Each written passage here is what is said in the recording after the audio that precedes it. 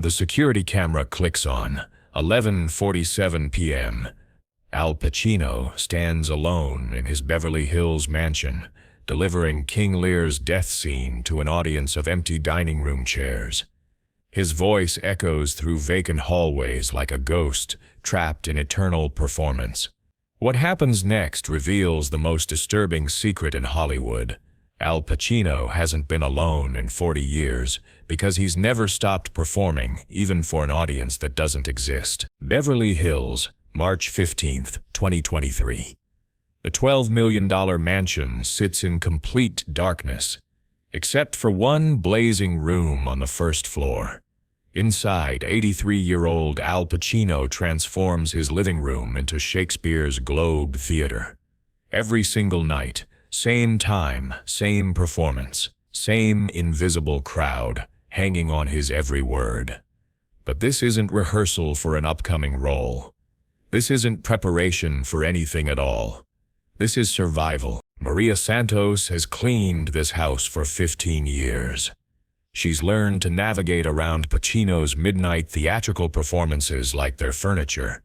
Even when he makes breakfast, she whispers, afraid he might hear, it's like watching someone perform the role of a man eating cereal. He chews with intention, reads the newspaper like it's a script he's studying for emotional beats. Tonight's different.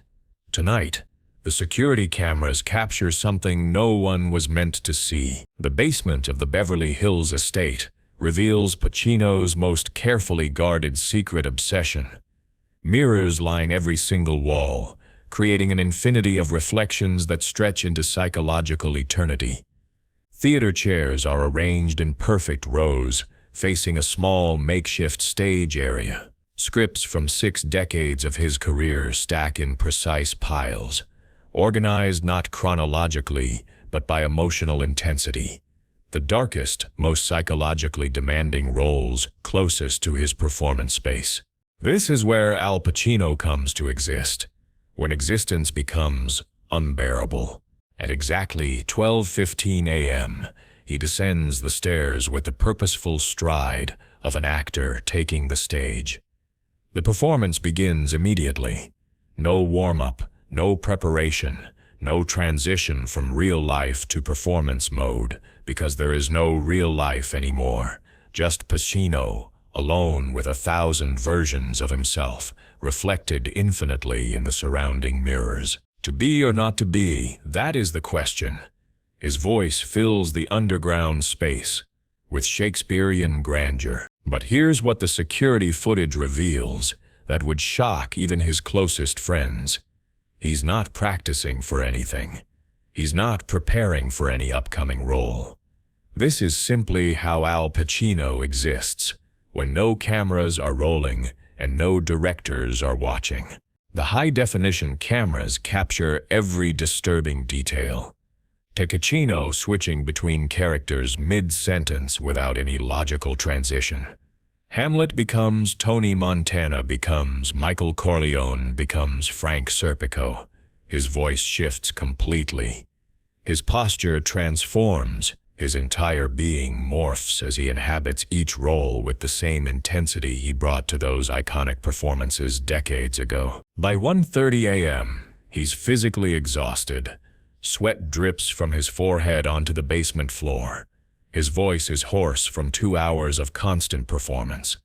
But he can't stop. The silence between characters lasts no more than seconds before he launches into another monologue, another persona. Another escape from the terrifying void of being simply himself. Robert De Niro discovered the full extent of this behavior during an unannounced visit in December 2019. I let myself in because we've been friends for 50 years. De Niro recalls with obvious concern. I found Al in his kitchen at midnight, performing the role of a man making a sandwich.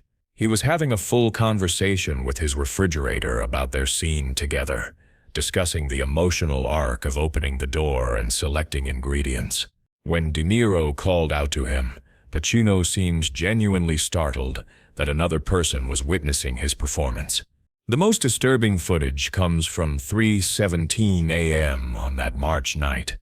Pacino stops mid-performance and stares directly at his reflection in the largest mirror for 30 full seconds, an eternity in performance time. He looks completely lost. His face shows genuine confusion, like he's forgotten who he's supposed to be playing. Then panic sets in visibly. He launches into frantic character work, cycling through voices and personas like a drowning man gasping for air. Marlon Brando's mumble, James Caan's intensity, his own greatest hits performed in rapid succession. The 30 seconds of silence had terrified him more than any critic's review ever could. His former personal assistant, who worked closely with him for 8 years before leaving due to what she called emotional exhaustion, reveals the devastating truth. Al has never been observed in a state of authentic relaxation. Even his most private moments were performances. I'd see him on security monitors, and he was always on. Brushing his teeth became a character study. Taking a shower involved vocal exercises and line delivery. The performance addiction extends to every single corner of his private life. Phone calls with his adult children become elaborate. One-man shows where he performs different versions of concerned father or proud dad rather than simply being those things naturally. His daughter Julie revealed in a 2022 interview, "Sometimes I feel like I'm talking to an actor playing my father rather than actually talking to my father. Even his concern feels scripted." But the most heartbreaking footage shows the true desperation behind these endless performances. Security cameras from November 2022 capture Pacino in his study performing the same Glengarry Glen Ross monologue 17 times. In a row, each repetition features slightly different emotional emphasis, different vocal choices, different physical gestures. By the 15th repetition, he's visibly shaking and sweating from exhaustion. But he continues, because stopping means confronting the silence that feels identical to death. The pattern reveals itself across months of recorded footage. Night after night, Pacino transforms different rooms into different theatrical venues. The dining room becomes a courtroom where he delivers passionate closing arguments to empty chairs. The library transforms into a 1950s jazz club where he performs intimate monologues as various characters from his film career. His home office becomes a psychiatrist's office where he conducts therapy sessions with himself, switching between patient and doctor with disturbing fluidity. His personal trainer, who visits the home gym 3 times weekly, describes workouts that are pure psychological theater. All isn't simply exercise, he performs the role of a man exercising. He creates elaborate backstories for why his character is at the gym, develops emotional motivations for each repetition, delivers internal monologues during cardio sessions. I've never seen him just work out. The trainer's most unsettling observation came during a January 2023 session. Al stopped mid-exercise and just stood there staring at himself in the mirror. For about a minute he looked completely lost, like he couldn't remember which character he was supposed to be playing. Then he snapped back into performance mode and continued. But that minute of confusion was genuinely frightening to witness. Even his attempts at developing hobbies become elaborate character studies rather than genuine personal interests. When he tried learning piano during the 2020 pandemic lockdown, he didn't simply practice scales or songs. Instead, he created detailed lesson plans for imaginary piano students, delivering full educational presentations to empty rooms while working on basic techniques. The piano became a prop in an ongoing solo performance rather than an instrument for personal musical exploration. When he attempted cooking lessons with a professional chef, the arrangement lasted only 3 weeks. The chef, who has trained numerous celebrities, left because he treated every recipe like a script and every ingredient like a co-star. He would perform elaborate cooking shows for the kitchen appliances. It was psychologically exhausting to witness. The cruelest irony, his attempts at meditation and mindfulness, suggested by his therapist, became theatrical performances of spiritual seeking rather than genuine attempts at inner peace.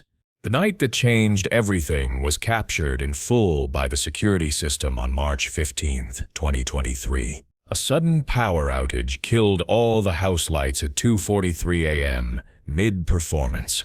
No stage lighting, no mirrors reflecting his image back to him, no visual feedback confirming that his performance was being witnessed, even by himself. The backup cameras caught him in complete darkness, sitting motionless in a corner of his basement theater, too terrified to perform without proper staging, but equally terrified to stop performing entirely. The darkness took away his ability to see himself perform. Maria explains. Without that visual feedback, he couldn't maintain the psychological illusion that someone was watching.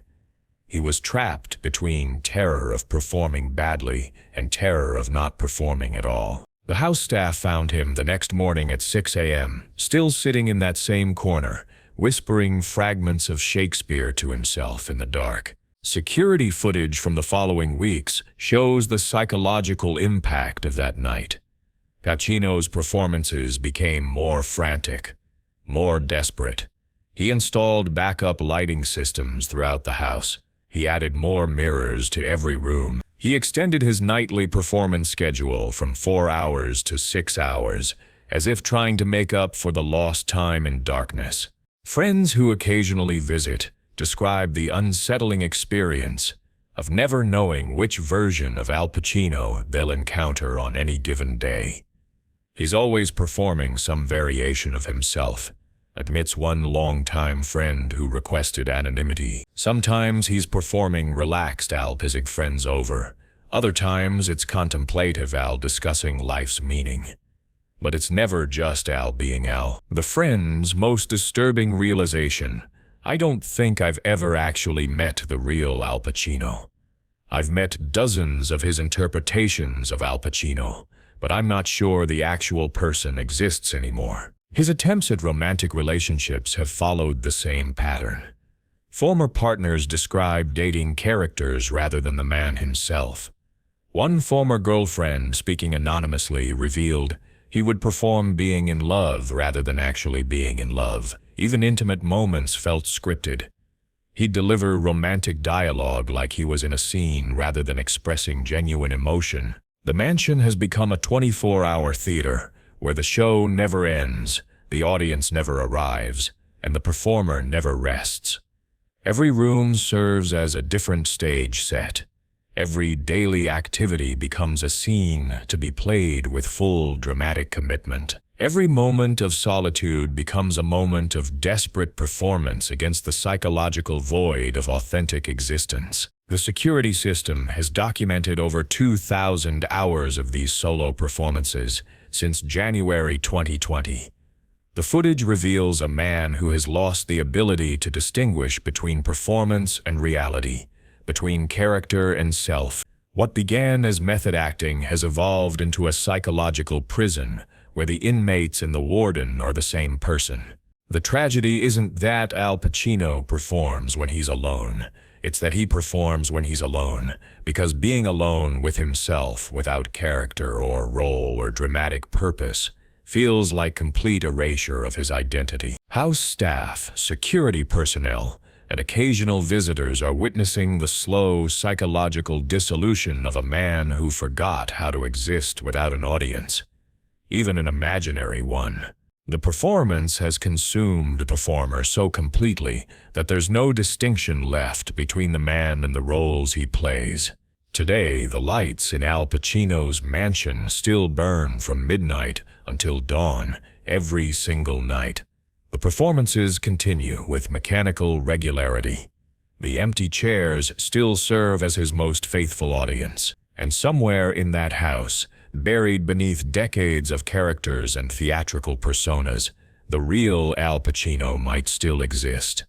But he's so terrified of silence that he'll never stop performing long enough to find out who that person actually is. The boy from the Bronx learned that he could become anyone through acting, but forgot how to become himself through simply being human.